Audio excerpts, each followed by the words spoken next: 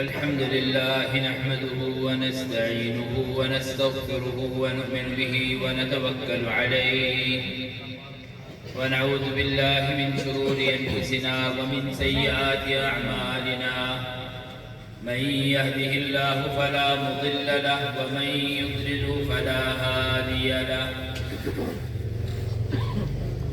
ونشهد أن لا إله إلا الله وحده لا شريك له ونشهد أن سيدنا ونبينا وحبيبنا وشفيعنا ووكيلنا ومولانا محمدا عبده ورسوله صلى الله عليه وعلى آله وصحبه وبارك وسلم تسليما كثيرا كثيرا.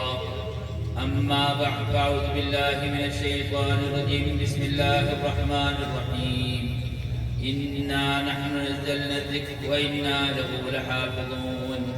وقال النبي صلى الله عليه وعلى آله وصحبه وبارك وسلم من سلك طريقا يلتمس فيه علما سهل الله له به طريقا إلى الجنة.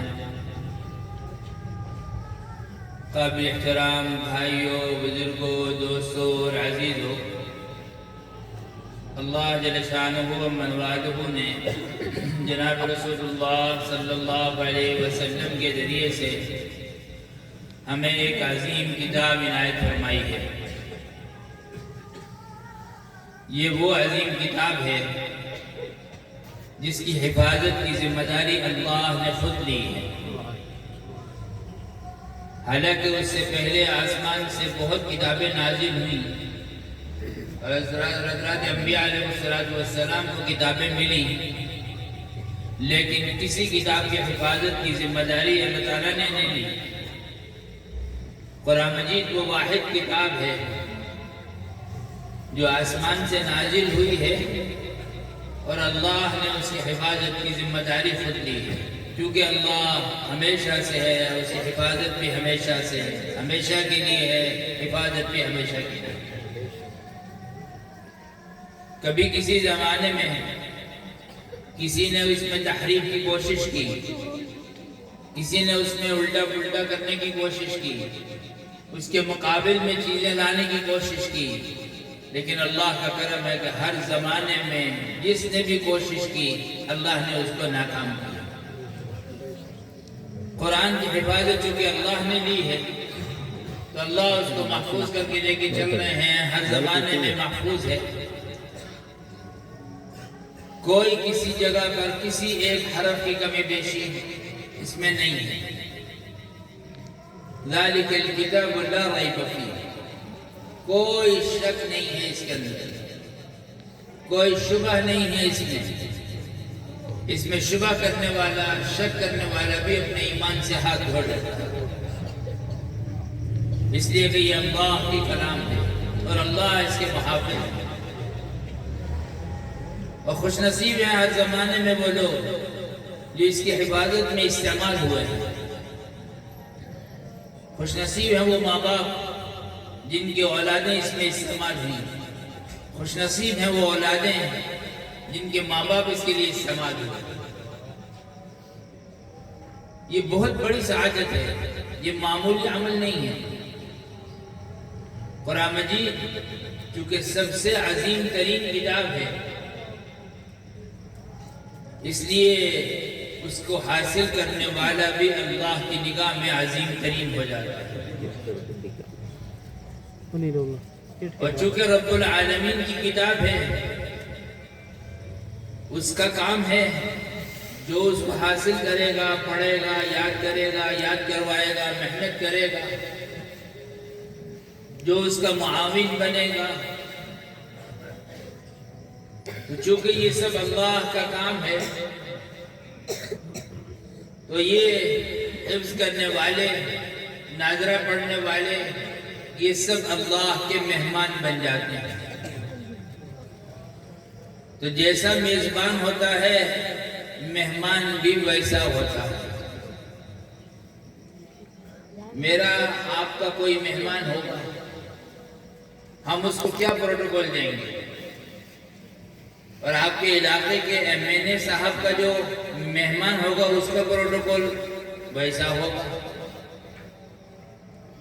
وزیر اعلیٰ صاحب کا جو مہمان ہے اس کا پروٹوکول ویسا ہوگا، وزیر اعظم کا جو مہمان ہے اس کا پروٹوکول ویسے ہوگا، چیف آف آرمی اسٹاف کا جو مہمان ہے اس کا پروٹوکول ویسا ہوگا۔ تو جیسے جیسے میزبان اوپر جا رہے ہیں، ان کے عہدے اوپر جا رہے ہیں، ان کا پروٹوکول بھی اپنے مہمان کا ویسے اوپر جا رہا ہے۔ لیکن دنیا میں جتنے بھی عہدوں کے جو بھی پروٹوکول ہیں، خواہ وہ چیف آف آرمی اسٹاف کا ہو، چاہے وہ صدر مملکت کا ہو، چاہے وہ وزیر اعظم کا ہو، وزیر اعلیٰ کا ہو، یا کسی کا بھی ہو، یہ سب ایک محدود مدت کے لیے ہے، دائمی نہیں ہے۔ کسی کے 2 سال ہے، کسی کا 5 سال کا پروٹوکول ہے، کسی کا 10 سال کا پروٹوکول ہے، کسی کا 15 سال کا پروٹوکول ہے، اور اس کے بعد چھٹی فارغ، آرام سے اٹھاتے ہیں کہ صاحب سامنے ٹرین جا رہی ہے، اس میں بیٹھی ہو تشریف لے جائیے، آپ کا پروٹوکول ختم، اس لیے کہ آپ کا عہدہ ختم۔ قرآن مجید وہ عظیم کتاب ہے،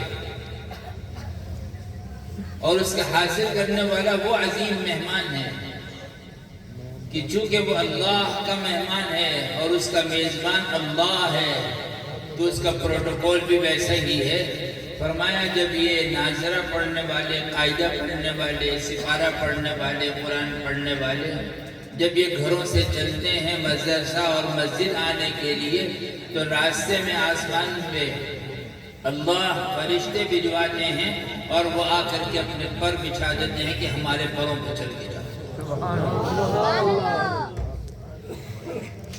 یہ پہلا پروٹوکول ہے کہ یہ معزز مہمان کس کا مہمان ہے؟ اللہ۔ پروٹوکول دینے والا کون ہے؟ اللہ۔ وہ اپنی شان کے مطابق پروٹوکول دے گا، چونکہ اس کا عہدہ سب سے بڑا ہے، اس سے بڑا عہدہ ہی نہیں کسی کا، اس سے بڑا مقام ہی نہیں کسی کا۔ وہ رب العالمین ہے، وہ پالنہار ہے، الہ ہے، وحدہ لا شریک ہے، اس لیے اس کا پروٹوکول بھی ویسا ہی ہے۔ روزانہ صبح مدرسے آتا ہے، روزانہ گھر جاتا ہے، جب وہ حرکت کرتا ہے فرشتے آگے بڑھ کے پر بچھاتے ہیں کہ ہمارے پروں پر چل کے جائے، اور پھر اس کے بعد اگلا جو پروٹوکول ہے وہ موت کے وقت میں ہے کہ چونکہ حافظ قرآن ہے، اس کا عامل ہے، اس پر عملی زندگی بنائی ہے، اس کے مطابق زندگی گزاری ہے، اللہ کے حکموں کو پورا کیا ہے، رسول اللہ صلی اللہ علیہ وسلم کے طریقوں کے مطابق زندگی گزاری ہے، تو موت کے وقت میں فرشتہ جنت سے مشک کی ڈلی لے کے آتا ہے اور وہ لا کے اس کی ٹھوڑی کے نیچے رکھتا ہے، جس سے وہ اسی کے اندر مگن ہو جاتا ہے اور آرام سے اس کی روح نکال لی جاتی ہے۔ کہ غیر محسوس طریقے سے اس کی روح نکالی جا رہی ہے، اس لیے کہ یہ اللہ کا مہمان ہے، یہ معمولی آدمی نہیں ہے۔ اور پھر جب قبر میں اتارا جاتا ہے تو قبر میں قرآن ساتھ ہے، موت میں بھی ساتھ ہے، زندگی میں ساتھ تھا، اس کا پروٹوکول ساتھ تھا، موت میں بھی پروٹوکول ساتھ ہے، اس لیے کہ قرآن ساتھ ہے، قبر میں بھی قرآن ساتھ ہے اور اس کا پروٹوکول بھی ساتھ ہے۔ ہمارے مفتی اظہر ولی خان صاحب رحمۃ اللہ علیہ ابھی قریب زمانے میں انتقال فرما گئے، اللہ کروڑوں رحمت نازل فرمائے۔ انتقال سے کچھ دن پہلے فرمانے لگے کہ چونکہ عاشق قرآن تھے اور مفسر قرآن تھے، اللہ نے بہت نوازا تھا، تو انتقال سے چند روز پہلے فرمانے لگے آج رات میں نے عجیب خواب دیکھا کہ جیسے میرا انتقال ہو گیا اور مجھے قبر میں اتار دیا گیا، جب میں قبر میں اترا لوگ پیچھے ہٹ گئے قبر سے، تو کہا میں نے ہر طرف دیکھا کہ اس طرف سورہ ملک کھڑی ہے، ادھر سورہ واقعہ کھڑی ہے، ادھر سورہ بقرہ کھڑی ہے، ادھر سورہ نساء کھڑی ہے، ادھر فلاں سورت کھڑی ہے، ادھر فلاں سورت کھڑی ہے، اور مجھے تسلی دے رہی ہیں سورتیں، قرآن کی سورتیں مجھے تسلی دے رہی کہ اطمینان رکھیے ہم پاس ہیں، آپ کے ساتھ ہیں۔ سبحان اللہ۔ یہ خواب سنایا اور چند روز بعد ہی اللہ کو پیارے ہو گئے۔ اللہ نے پہلے دکھلا دیا کہ میرا معزز مہمان بن کے آؤ گے تو وہاں بھی یہ پروٹوکول دوں گا، اور پیچھے والوں کو خبر دے کے آ جاؤ کہ یہ پروٹوکول ملنے والا ہے، بھول میں نہ رہے کوئی،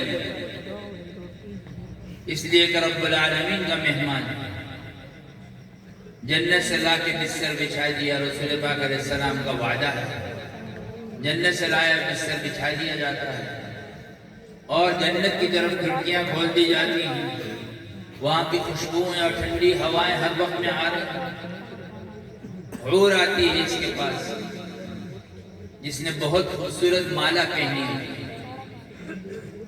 اور وہ آ کے اس کو کھیل میں لگاتی ہے، اور کھیلتے ہوئے اچانک وہ مالا ٹوٹتی ہے، اور پھر یہ دونوں بیٹھ کے اس کو کورونا شروع کرتے ہیں یہاں تک کہ قیامت قائم ہو جائے گی۔ اس کو محسوس نہیں ہونے دینا ہے کہ کتنے ہزار سال قبر میں گزارے ہیں۔ یہ پروٹوکول ہے رب العالمین کا، کہ جس سے محبت پیدا کی تھی، جس کے قرآن سے محبت پیدا کی تھی، جس کے لیے قربانی نہیں تھی۔ میدان محشر میں جیسے اٹھے گا رسول اللہ صلی اللہ علیہ وسلم حوض کوثر پہ انتظار میں ہیں، اور اپنے دست مبارک سے حوض کوثر سے پانی پلائیں گے۔ اگلا پروٹوکول یہ ہے کہ لوگ امتحان میں پڑے ہوئے ہیں، مصیبت میں کھڑے ہیں، کوئی ٹخنوں تک، کوئی اپنے گھٹنوں تک، کوئی ناف تک، کوئی سینے تک، سب پسینے میں کھڑے ہیں، اپنے پسینے میں ڈوبے ہوئے ہیں۔ 1.25 میل پہ سورج کھڑا ہے، زمین تپ رہی ہے، ابھی لاکھوں میل دور ہے، 48 سے 50 سینٹی گریڈ گرمی ہوتی ہے تو لوگ باہر نکلنا چھوڑ جاتے ہیں، اور جب 1.25 میل پہ کھڑا ہوگا تو کیا کیفیت ہوگی اس کو؟